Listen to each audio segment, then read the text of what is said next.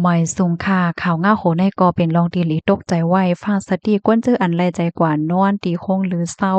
เมื่อวันที่6เดือนธันวาคมปี2026ในมีข่าวง่าออกมาว่ามีก้นหลอมเอากองไถในกว่าไว้ตีคองลือในคงหรือเศร้าตีเมืองเขตละหลายตีจังไหนค่ะอยู่ที่ห้องการข่าว BBC ค่ะเลยเก็บหอมตอมจุข้อมูลเสียก็เลยคบทบหันว่าคงหรือเศร้าที่ในเมืองแขแน่หมอก1ปาก80ปลายเจิ้นไหนเนี่ยค่ะมีกวนรวมเอากองไถในกว่าซ้อนไว้เฮ็ดจังไหนค่ะนะอันนี้ก็เฮ็ดให้เตึกเคิกต่อก้นออกข้าวตั้งค่ะดอกก้นที่เปิ้นออกข้าวตั้งบางก้นในเปิ้นก็กว่าแลกว่าแอวกว่าลือเฮ่อลือใจว่าซังว่าเฮ็ดจังไหนนั่นค่ะเนาะก็น่ะว่าซ้ำกว่าย่างเงาลายจังไหนเนี่ยค่ะหนึ่งในก้นที่อันตกเป็นเหยื่อนั่นค่ะมีเอริกเนี่ยเนาะเขาเนี่ยก็เป็นก้นรายใจเลนรายใจด้วยสื่อตรงก้น social media เลอเสนั่นก็รายใจด้วยป้าสื่อดีอันนงซือนงโคไหนค่ะมีวันหนึ่งเมื่อพ่วงตีเขารวมด้วยอยู่นั่นไหนนะก็คบทบหันหน้าตาในเปี่ยมเหมือนตัวเจ้าเก่าล้านได้ไหนด้วยกว่าด้วยมากก็เป็นหางมันจ่ายแลดังก็หักมันจ่ายจังไหนค่ะว่าในคลิปวิดีโออันเปิ้นรวมไถไว้ในคณะหันตั้งแต่เมื่อเขาเข้ากว่าที่ในคองลือเอาโถงวางเสดอกลอนเซอลอนโคอาบน้ำว่าอยู่เนอกูจ้อมกันว่าซาว่าจังไหนได้หันหมดเฮ็ดจังไหน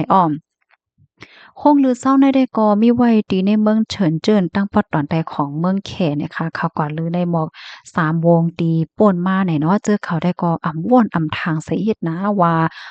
มีคนหลอมถ่ายเขาไว้อยู่เฮ็ดจังไหนให้นั่นเหี่ยวแลในมั่นใจเนี่ยก็ลานไหนดีก็ฮักมัน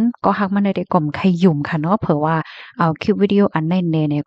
ก็ฮักมันก็เป็นอันตกอกตกใจและอายเปิ้นน่ะได้แต่ว่าเฮ็ดไหนค่ะนะก้นที่อันเขารวมเอากองถ่ายกว่าส่วนไว้เนี่ยเพราะว่าเขาไลฟ์คลิปวิดีโอมายาวเนี่ยเขาก็กว่าปืนแพ้เหนือเว็บไซต์มันได้มี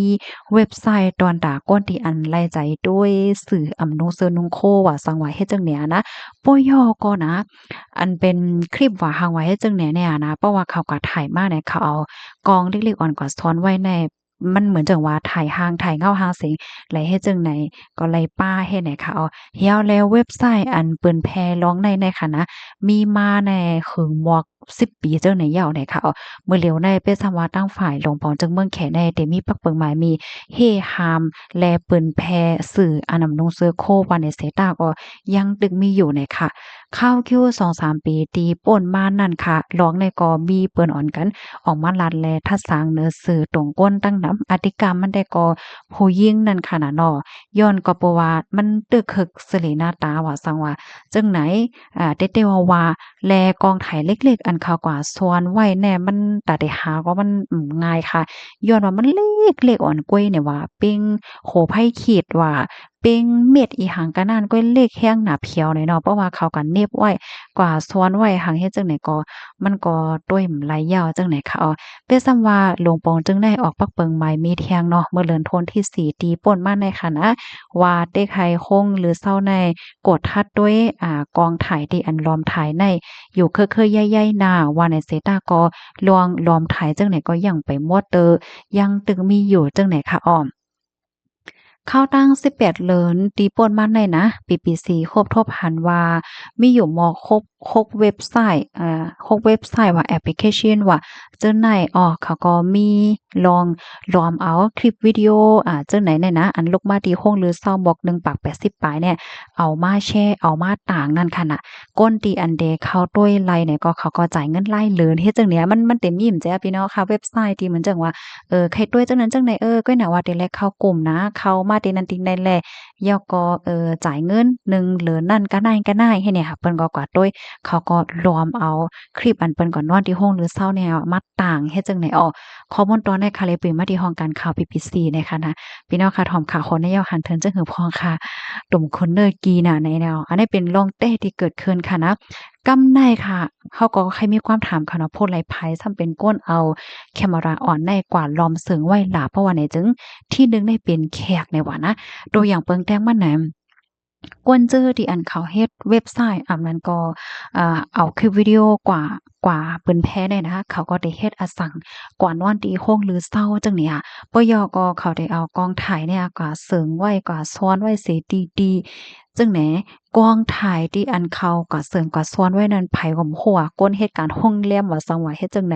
เขาก็ซ้ำฮู้เนาะเขาได้กว่าไว้เขาได้ฮู้อะนะว่าติไว้เนี่ยเดไว้ที่ไหลไหนหนังหือมันบ่ได้หันไลกู่นอนหลีๆเพราะว่าแขกเพราะว่าก้นเขามาย่อก็ให้พอถ่ายไล่โตไล่คิงเขาหลีๆสังสิงจึงหือหลายจังเนี่ยนะเขาได้กัดเอากล้องแน่ถ่ายไว้จึงนั้นไหนคะอ้อกำได้ซ้ำเที่ยงที่2ซ้ำไหนเป็นก้นเหตุการณ์ในโรงหรือเซานะบางก้อก็เห็นเขาใจกูก็ได้ค่ะบางก้อในเขาในก็เตย่าเหมือนหนังก้นที่อันให้เว็บไซต์ในเอากองเล็กๆอ่อนมาปันเขาค่ะเนาะว่าสู่เอากองไถในกว่าไว้ดีห้องจังนั้นจังไหนแหละเฮาได้ปันกามันว่าซังว่าให้ไหนเขาก็รับเงินเหี่ยวก็รวมเอากองเล็กๆแน่กว่าไว้ดีในห้องนอนว่าซังว่าจังได้เฮ็ดให้เขาพี่น้องค่ะถ่อมยก็จ้องตกใจค่ะนะกำนั้นแลเพราะว่าเด็กกว่านอนโรงหรือเซาไหนได้ก่อนเลยสติว่าหลวงในยาวจังไหนมางโก้เนี่ยค่ะนะตกอกตกใจน่ะถึงขั้นตีซัมปอไข่ฮัดนอนจังเนี่ยเนาะมางก้อเนี่ยก็ไล่เอาเต้นได้ค่ะนะอันเป็นซุ่มพายางให้กว่าป้าสิเอากว่า